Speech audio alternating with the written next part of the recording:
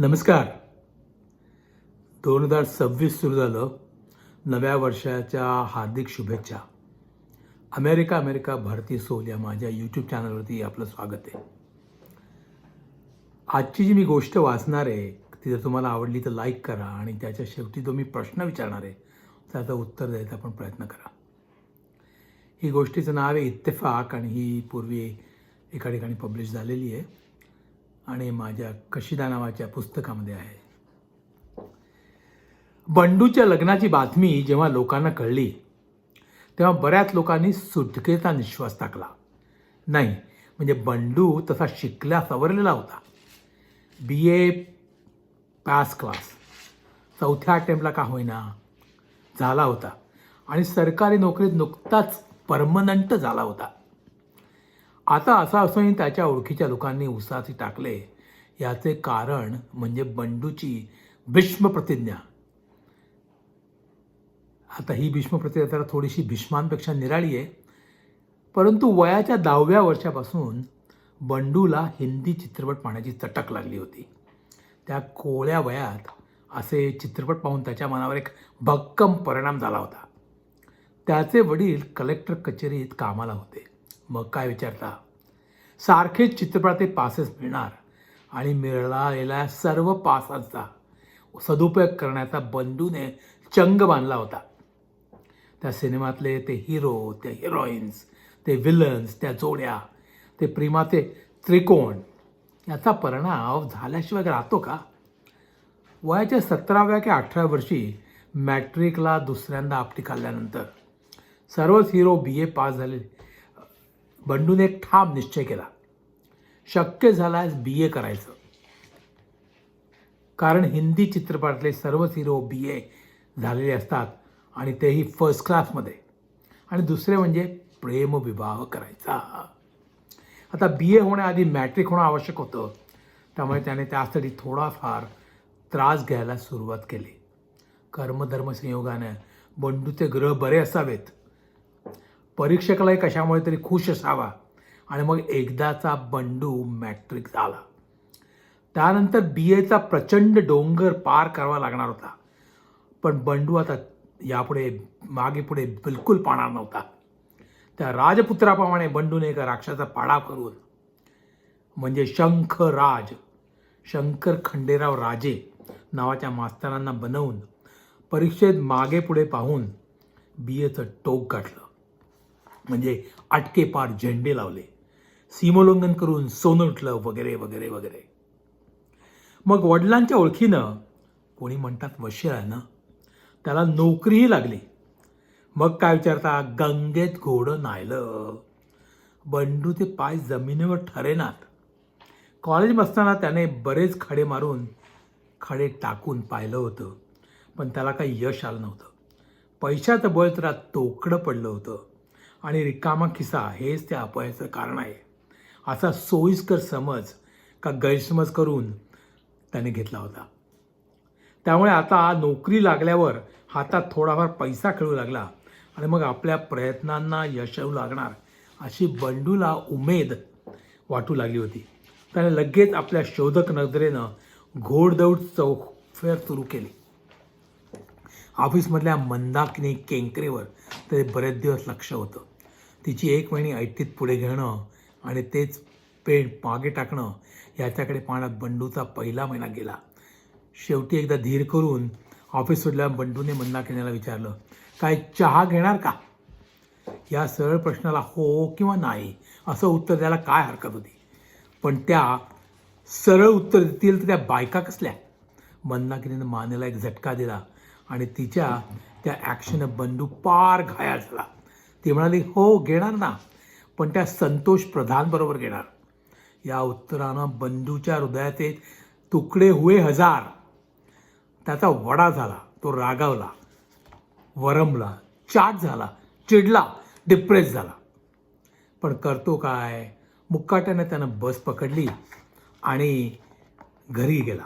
अशा वेळी सिनेमातल्यासारखं हृदय पिळवटून टाकणारं हृदयभंगाचं गाणं गावं का एकदम गाव सोडून आर्मीत भरती व्हावं का चालत्या गाडीपुढे जाऊन खुदकुशी करावी हे ठरवला न आल्यामुळे तो घरीच गेला आणि त्याने कॉटवर देह टाकला.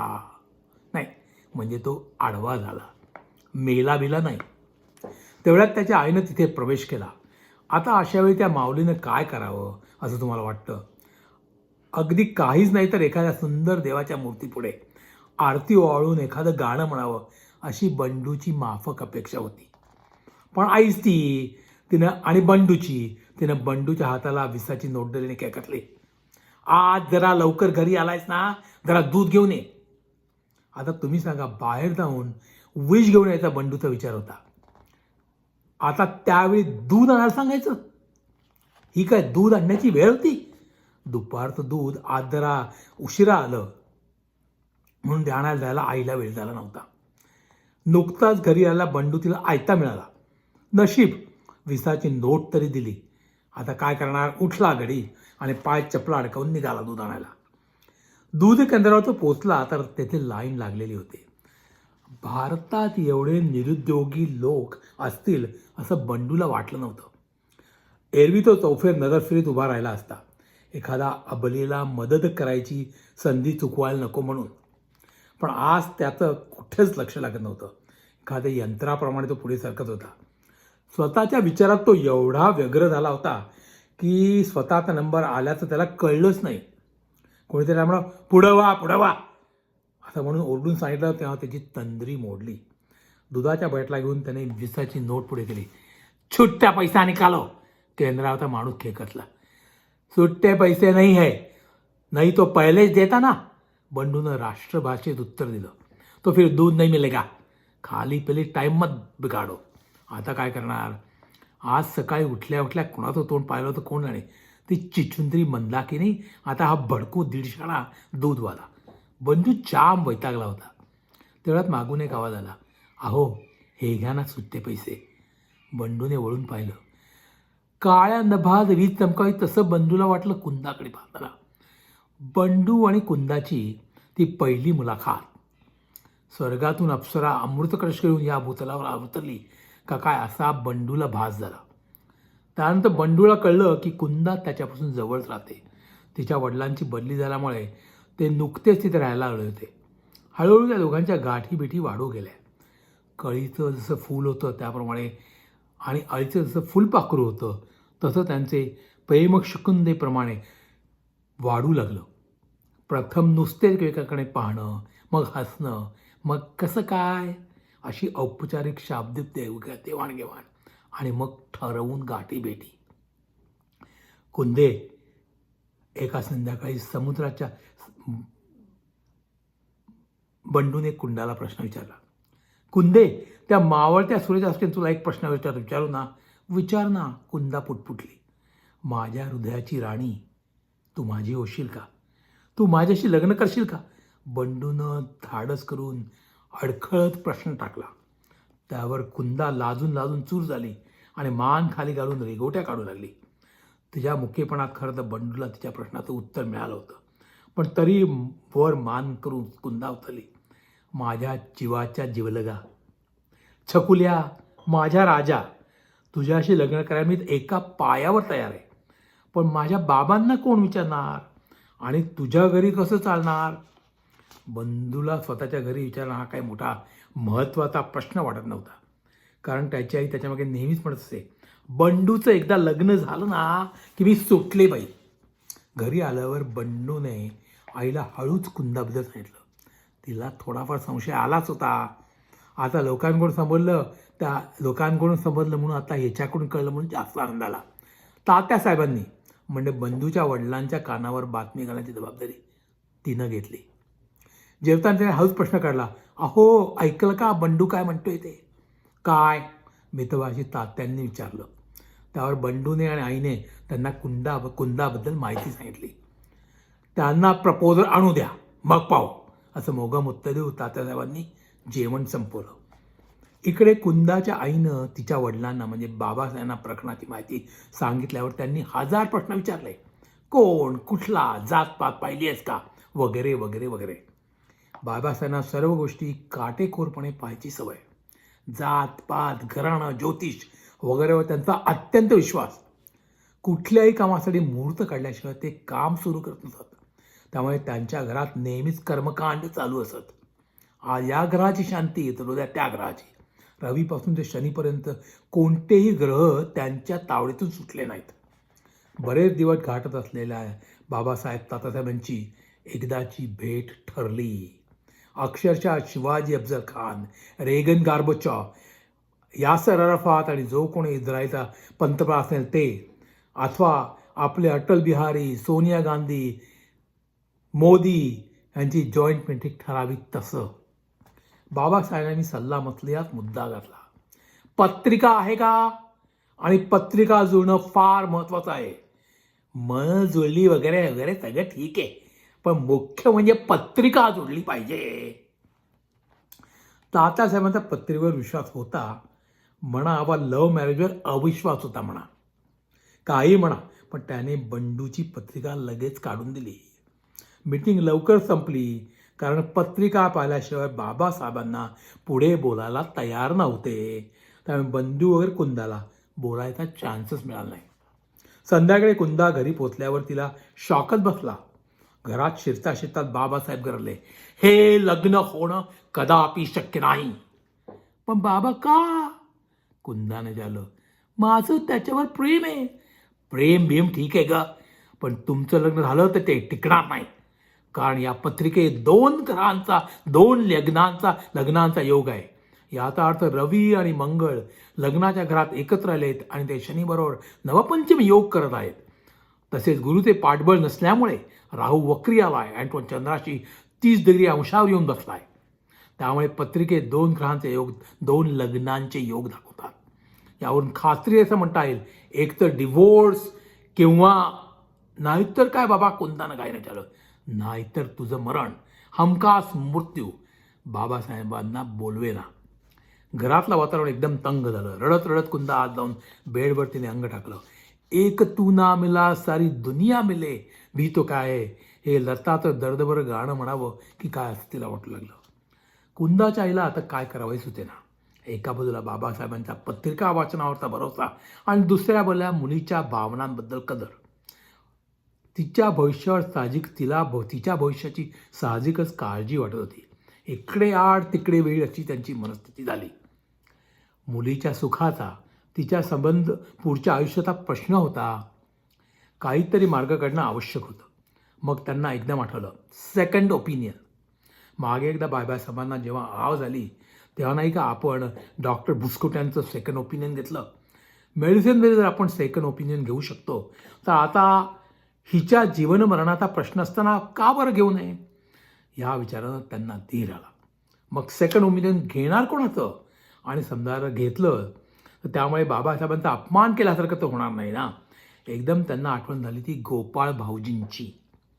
बाबासाहेबांचे आणि गोपाळ भाऊजींचे त्यांच्या वयात जरी थोडं जास्त अंतर असलं तरी चांगली मैत्री होती.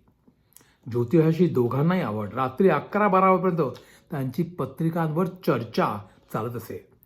गोपाळ भाऊजींना विचारायला काय हरकत आहे, या विचारानं त्यांना नवा हुरूप आला.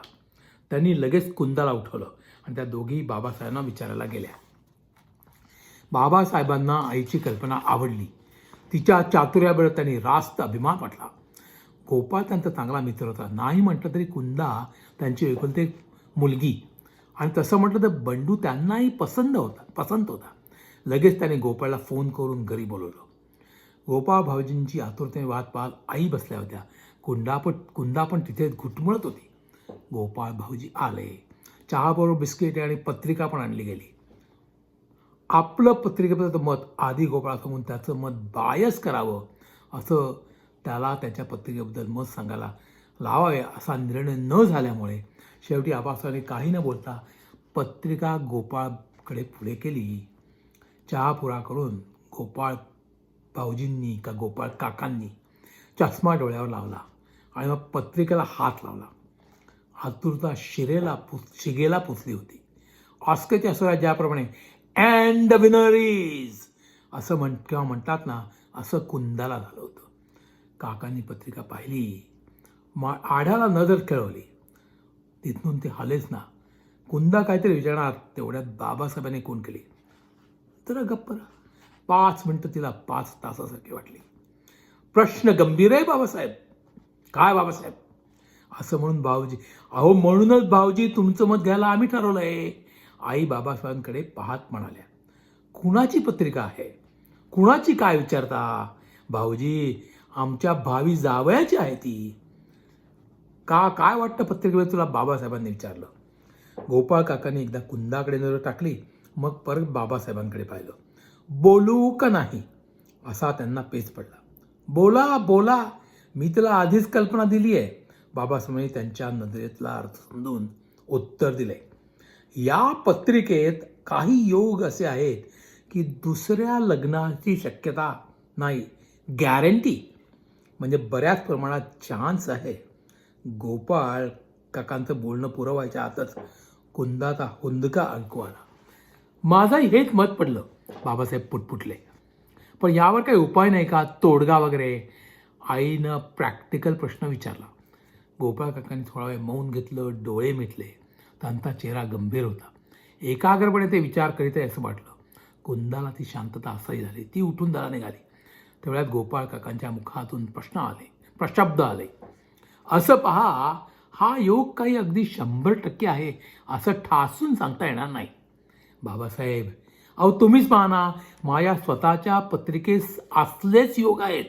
पण आता माझ्या लग्नाला 16 वर्ष झाली. कुठे काय झालं आहे? अहो पण विषयाची परीक्षा कोण घेणार? बाबासाहेबांनी सवाल टाकला. यावर काही तोडगा आहे का? आईनं पुन्हा तोच प्रश्न विचारला. वेल, एक उपाय आहे, पण तुमचे भावी जावई बापू तयार व्हायला हवेत. काय काय उपाय आहे? लवकर सांगा काका. कुंदाला आता कुठे कंठ फुटला होता. तुळशीशी लग्न, गोपाळ काका निश्चयाने म्हणाले. काय? तुळशीशी लग्न? बाबासाहेब आणि कुंदा एकदम ओरडले. हो, आधी बापूंचं तुळशीशी आणि मग कुंदाशी. म्हणजे पत्रिका पाहून केलेलं बाकीत खरं ठरलं. मग तसं म्हणजे हे दुसरंच लग्न. म्हणजे डिव्होर्स वगैरेचा काही प्रश्न येत नाही. आहे काय नाही काय? गोपाळ काकांनी डोळे उघडून सगळ्यांकडे पाहिलं. कुंदा आणि बंडू लग्नाला एवढे उतावळे झाले होते, ते काहीही करायला तयार होते.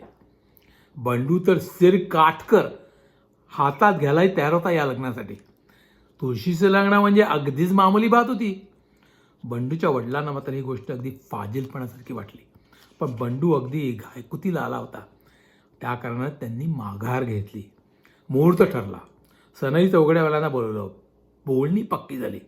आमंत्रणे गेली, पत्रिका वाटल्या, वेणीचे मानपान, तोंड धुणे, भटजी ठरला आणि सुमुहूर्तावर बंडूने प्रथम लग्न तुळशीशी आणि मग लागलं कुंदाशी. दोन्ही घरातल्या मंडळींचा उत्साह ओसंडून जात होता. संध्याकाळी रिसेप्शनला बंडू आणि कुंदा झाकपाक पोशाख करून स्टेजवर उभे होते. मित्रमंडळी अभिनंदनाचा वर्षाव करीत होते. आहेर देत होते, पाकिटे कोंबत होते. दोघेही खुश होते. बंडूच्या आई समजलेल्या नव्या नवरीकडे निमिष नेत्रांनी पाहत होती. मधून कुंडाच्या आईचे डोळेही भरून येत होते. पाहुणे मंडळी आईस्क्रीम चापण्यात गर्क होती. इतक्यात कोणाला तरी गोपाळ काकांची आठवण झाली. अरे गेला माधव कुणीकडे? सकाळपासून दिसला आहे तो. बाबासाहेब कोणाला तरी विचारत होते. अहो माधव काय गोपाळ काय अर्थ एकच ना? बाबासाहेब म्हणत असले. कुंदा आणि बंधू संभ्रमात पडले. ज्या गोपाळ काकामुळे लग्न त्यांना अगदी आग्रहाचं आमंत्रण असून सुद्धा का बरं आले नाहीत गोपाळ काका? काय गाई, गोपाळ काका कसे दिसत नाहीत लग्नात? कुंदानं प्रश्न विचारला. आईने आजूबाजूला पाहिलं. कोणी ऐकत नाही याची खात्री करून त्या हळूच कुंदाला म्हणाल्या, अगं त्या गोपाळ काकांचं पत्रिका वाचन आणि भविष्य खरं ठरलं. त्यांची बायको राधा अगं पळून गेली की त्या शेजारच्या विदूर गोखल्यांबरोबर. तुळशीचे लग्न केल्याचा बंडूला आणि कुंदाला आनंद झाला. काय कशी वाटली गोष्ट? मला एक सांगा की तुमचा पत्रिकेवर कितपत विश्वास आहे आणि असा जर काही योग तुमच्या ह्याच्यात असेल तर तुम्ही खरोखर तुळशीशी लग्न कराल का? Thank you for watching. If you like, please subscribe, tell it to your friends. Have a nice day. Have happy new year.